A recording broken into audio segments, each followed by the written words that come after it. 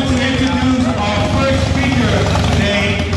But before I do that, I'm going to read just briefly a few remarks from someone from Services on Creative Violence. Johnny wrote about his visit to Afghanistan, suggesting that family systems are in tatters and Occupy. everywhere you turn, I don't know. family members have been But lost I'm happy to be war. here again, demonstrating Hundreds of 10 years thousands since dead. Sweet. Hundreds I'm glad to have you. of thousands maimed. Something I've noticed since I've been there since day one is there's everyone from socialist to anarchist to Ron Paul supporters and Christians, people there that are for labor's rights, feminists, you name it, and it's down there. And that is inspiring. Well, that's good. Distrust is a cancer spread throughout society. Yeah, my big. It was this issue is referenced. I see a guy over there with a big sign, flag of occupation. It's got the Israeli flag and just the occupy. Using the word occupy.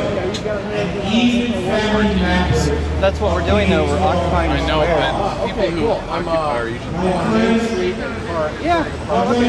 and you know where else are there occupations? You know, there is West Bank, Gaza, Afghanistan, Iraq. New York, Egypt. Oh, excuse me. Well, I mean, there was demonstrations. Leaving it there. You know, That's occupation. They occupied their squares. they did. And they ended up having to be in pitch battles with mercenary forces, their own military. Yeah, it's still happening. Yeah. So Yeah. No, I hear you. I mean, I guess those are my question marks. But I'm here.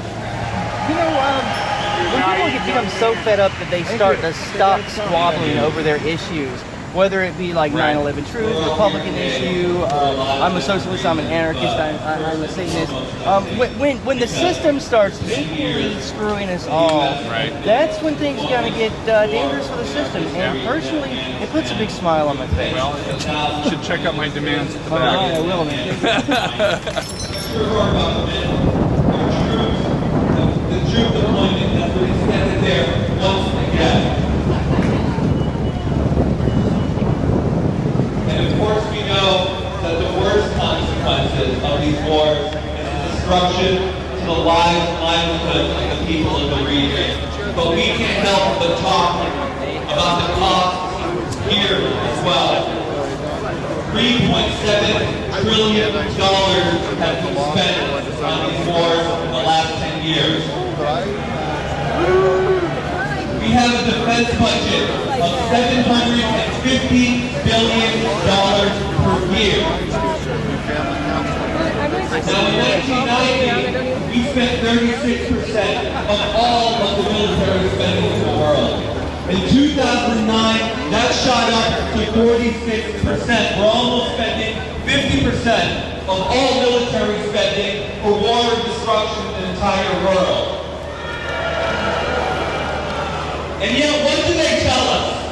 They tell us that there's no money here in the United States, and that we need to have budget cuts, that we need to cut our education, that we need to fire our teachers, that we need to dismantle our public transportation, that we need to cut our Social Security and Medicare. Just last year, in California, for example, for $5 billion, a fraction of that whole budget that we spend every year, 900,000 children in poverty were actually forced out of health care for budget cuts. These are the costs of these wars. And of course, we know that domination of the Middle East happens in less direct ways. While Hillary Clinton and Barack Obama speaking about democracy and the Arab Spring, in reality, they supported the Mubarak dictatorship until his last day. And of course, we know that the biggest hypocrisy of all, the continued support of Israeli apartheid in the Middle East, where Israeli government for 60 years dominated the Palestinian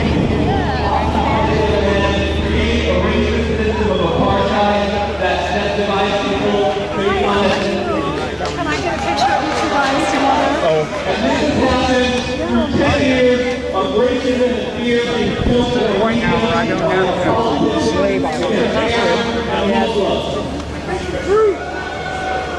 and of course, this is the time for our civil rights, and I think what we're seeing in the news right now, all this talk about the Iranian assassination plot of the Saudi ambassador. Here we have a secret Senate panel with the president being able to okay the assassination of U.S. citizens without due process. But we know that a new day is upon us. The revolutions in Egypt and Tunisia destroyed those racist stereotypes, and they've been the inspiration for movements throughout Europe, for the Occupy Wall Street movement, for our own occupation here in Portland.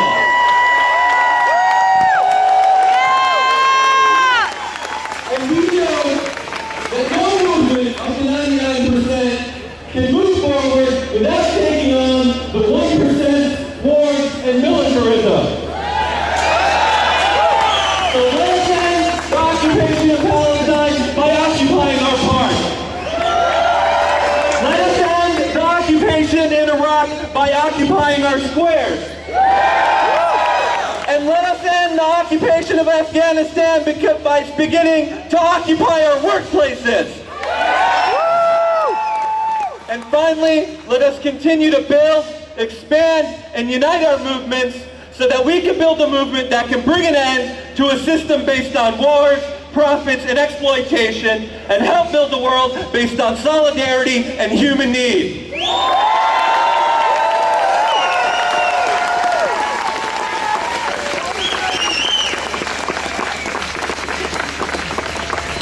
Thank you, Rael. End the wars, bring the dollars home. Hey folks, no movement is a movement unless there is music.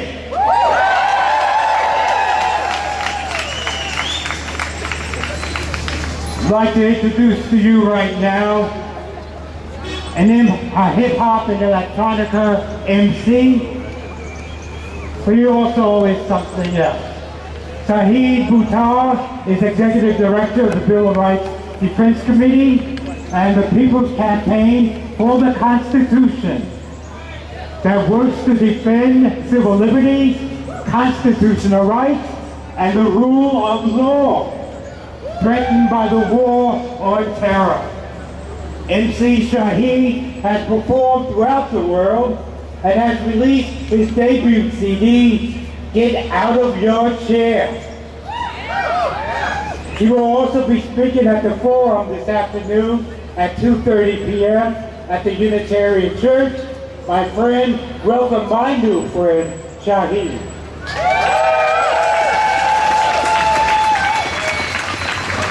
When I say peace, you say justice. Peace! Justice! Peace! Justice! When I say justice, you say peace. Come on, justice! Peace! Justice! Peace! When I say 99, you say percent. 99! 99! 99! Want peace! Okay, let's try it again. 99% want peace and justice. 99 want peace. 99 want justice. 99 want peace. 99 want justice. Right. Thank you for being out here today, y'all.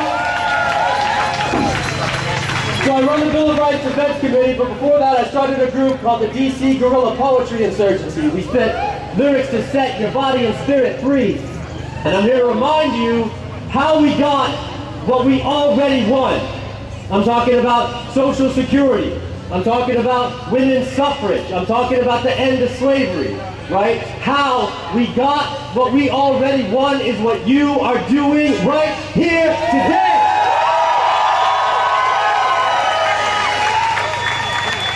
Until Rosa took a stand on a bus in hostile land, dude, everybody's hand stayed in service to one kind of man, right? One brother would get literally like hanged. The next one run out of town. Look around now, something has changed. But do you remember how? Even though equal opportunity is still and will continue to be a fantasy, our corporate gentry entrenching where we'll all be for generations, there's still a lot more participation by people of all sorts in the wealth of this nation than before. Don't get me wrong. I'm not denying there's not more to be done. I am reminding you how we got what we already won. Communities like these, bringing entire countries to their knees. Dictators, kings, and queens fleeing in the night.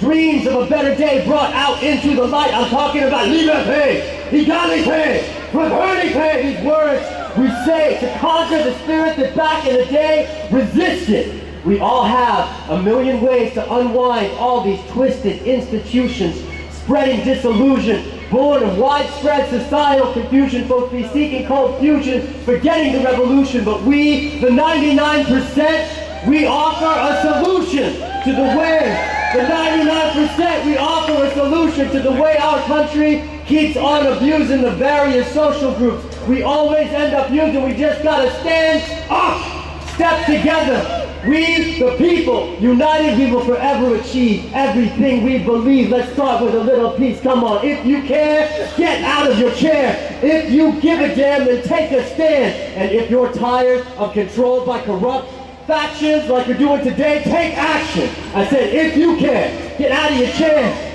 If you give a damn, take a stand. And if you're tired of controlled by corporate factions, take action. You feeling frustrated, berated, maybe hated by this faded parody of democracy, ridden by maladies, political illnesses all through our society, stillness at the polls on the day of elections.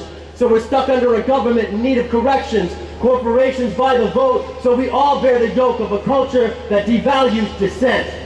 So if we want to make a dent, we've got to open up the vents. See, we've already been bent to the will of a civilization built by indoctrination. Propaganda asks for information, you get handed party lines, sound bites every 9 seconds. And whenever it seems like you're getting objective data, you're still suffering from selections. It's like coleslaw instead of potatoes, except it's the decisions of which perspectives make the best omissions. So we're all missing half the story.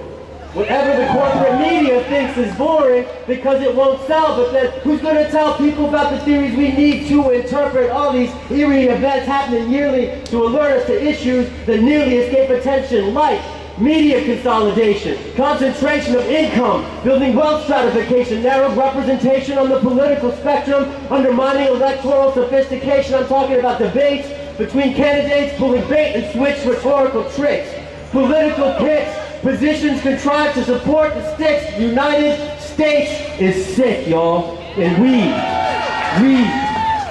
citizens, we are the only people on this planet of 6 billion people who have a chance at fixing it. So if you can, get out of your chair. If you give a damn, take a stand. And if you're tired of control by corrupt factions, take action. I said, if you can, get out of your chair. If you give a damn, then take a stand. And if you're tired of controlled by fascist factions, take action.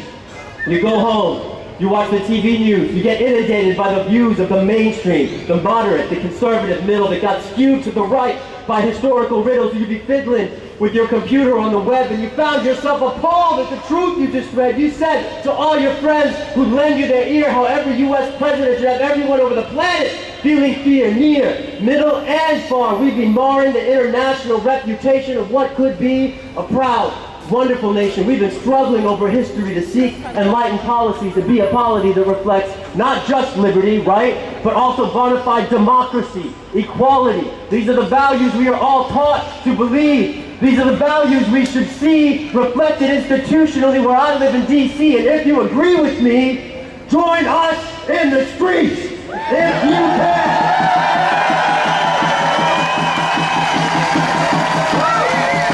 So one more time, say it with me. If you care to what? If you give a damn, take a stand. And if you're tired of control by corrupt factions, take action. If you care, get out of your chair. If you give a damn, take a stand. And if you're tired of control by fascist factions, take action. Keep it live for this. All right. We are the 99%. Come on, I said we are the 99%. Yeah, we are the 99%. Come on, say we are the 99%. We are the 99%. We are the 99%. We are the 99%. We are the 99%. Hey, that sounds so wonderful. Hey. If Penny Dex is here, we ask you to come forward now. Penny Dex. Oh, Penny. Oh, well, that was easy. Hey, well, thank you. Penny is a member of the Iraq Veterans Against the War.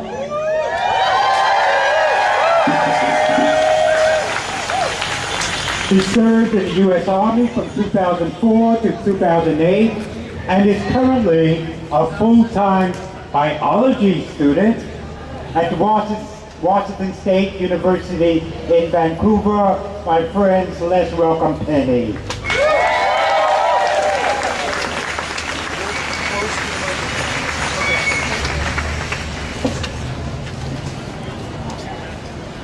These wars are illegal under the U.S. Constitution.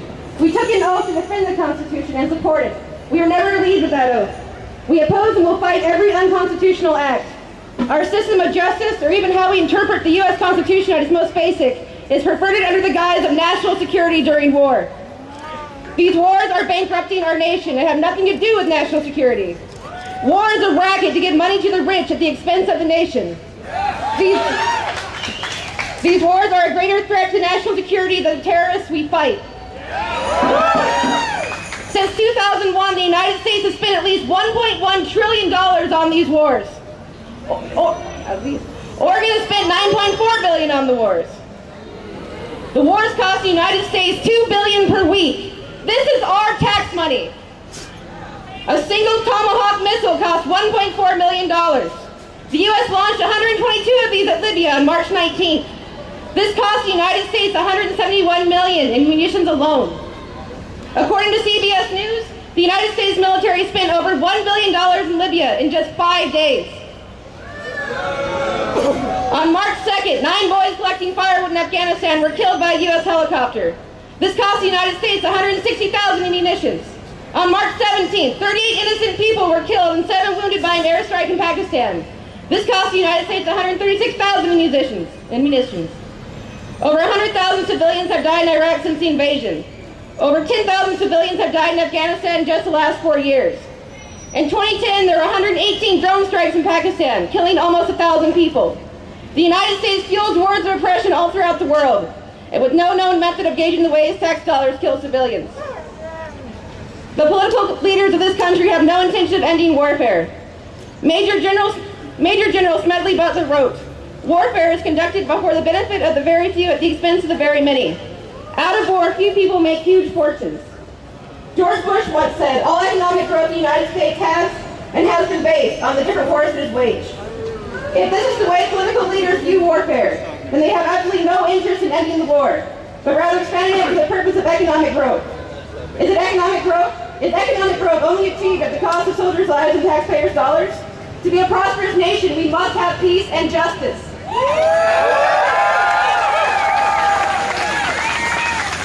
All right, I wasn't really planning on speaking today, only here for a moment, but I'm usually too medicated and messed up in the head to actually say coherent words. I've been a member of IVAW for 4 years since I've come back. I served in a combat role from 04 and 05 with Oregon National Guard. Just like my sign says here, war sucks. And so sadly, I know. And ain't that the truth? You know, I appreciate all the support here.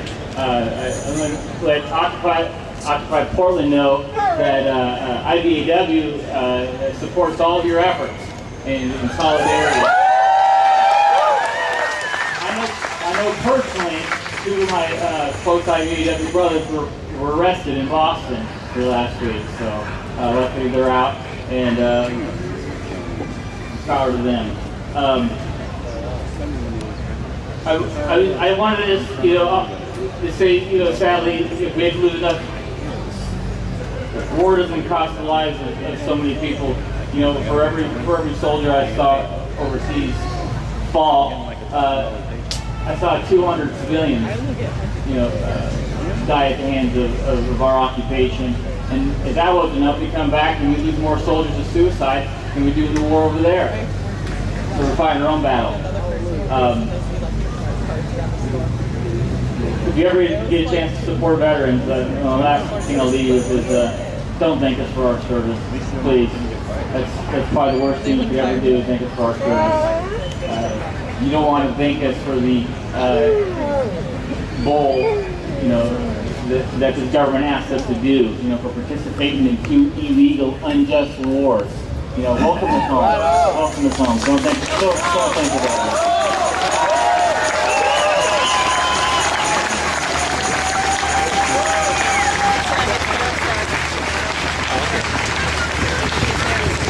Thank you very much. Thank you. War sucks. Finally, my friends, I want to introduce to you Mayor Reese, who is a member of the International Socialist Organization and the Jobs with Justice Healthcare Committee. She has helped organize actions in Portland with PPRC, the May Day Coalition, and many other community groups and unions. Let us welcome Mayor at this time.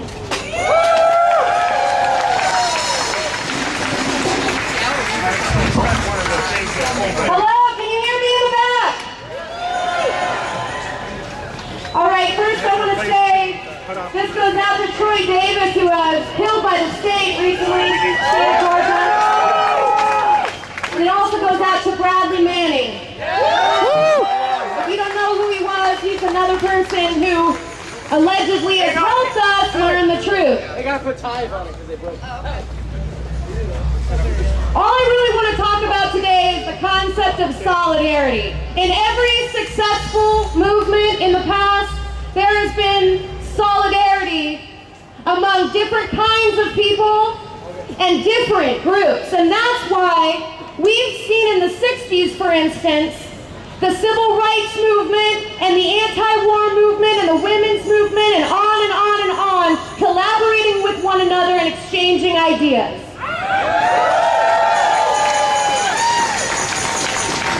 And obviously, as I'm looking at an environmental justice sign, shut down Guantanamo, anti-war signs, and stop the war on working people, I'm going to keep this short because I think you get it.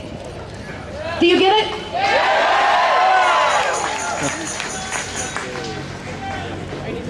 When it comes to Occupy Portland, I think as a longest time anti-war activist, I can say thank you. Thank you for coming out in the streets. Some of you for getting arrested just to speak your mind. You know, there's a long line of history of people doing similar things, and we've found that's the way things get done. That's the way it gets done. And if I could offer another lesson from the anti-war movement now and in the 60s and around the world, don't get co-opted by the Democratic Party.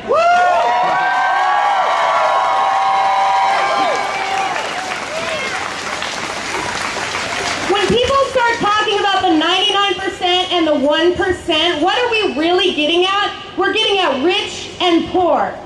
Right? And all around the world, people struggle with these problems, rich versus poor. But we see inequality now like no other time since just before the Great Depression. Massive inequality.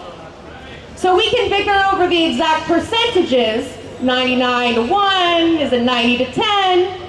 But the most important thing to understand is that a very small number of people, they're not just not paying us enough.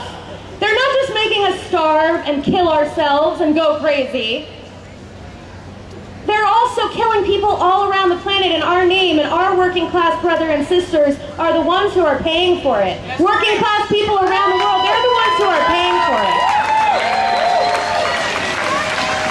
So it is obvious to all of us here that it's not just that we can take the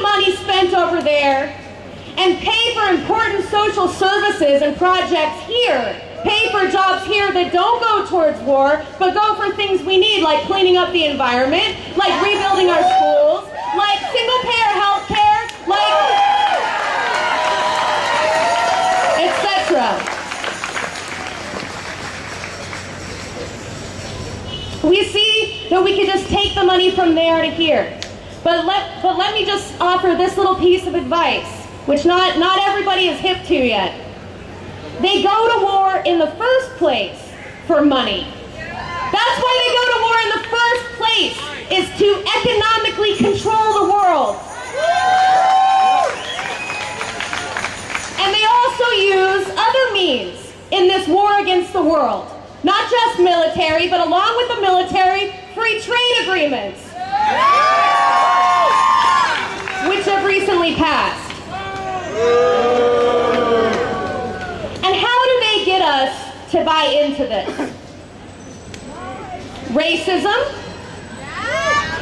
uber patriotism, incarceration, TV, fear in general.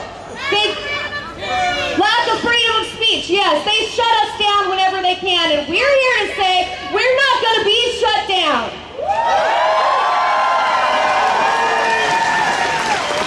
We are going to occupy Portland and Wall Street. We are going to strike, and we are going to occupy our workplaces, and we are going to organize unions, and we are going to get single-payer health care, and my mom's going to keep her post office job, and your parents are going to keep their jobs, and we are going to stop pollution.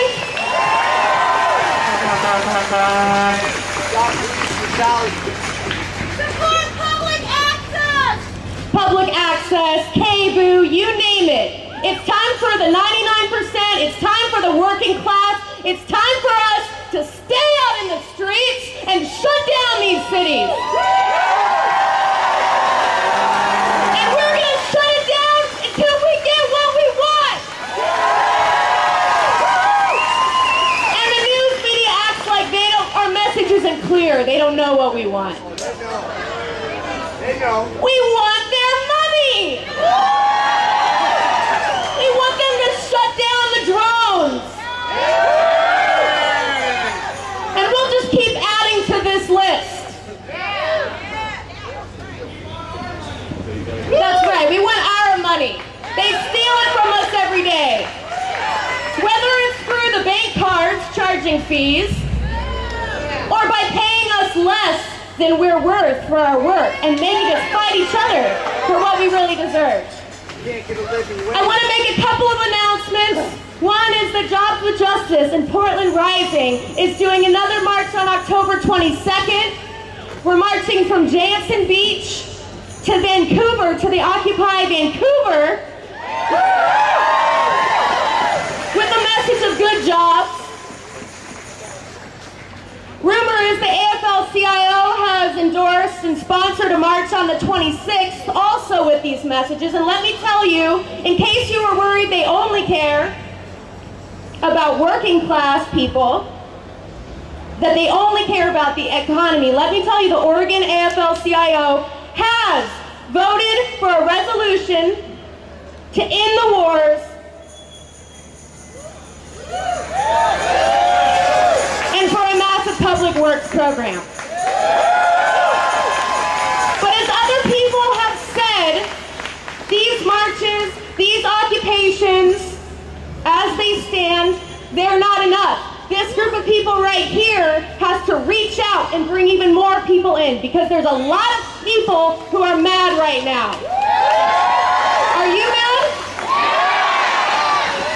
Okay, let me ask you another question. Are you hopeful for the future? Wait, is this side over here hopeful? So we're not just angry anymore, we're hopeful because we're looking around and we see the possibility. Okay, we have that vision again, and they're not going to take it away from us this time. So I'm going to start a chant, money for jobs and education. Money for jobs and education, not for war and occupation. occupation. Money for jobs and education. Not for war and occupation. Money for occupation, not for jobs. Not for war and occupation. Money for jobs and education. Not for war and occupation. Money for jobs and education. Not for war and occupation. Money for jobs and education. Not for war and occupation.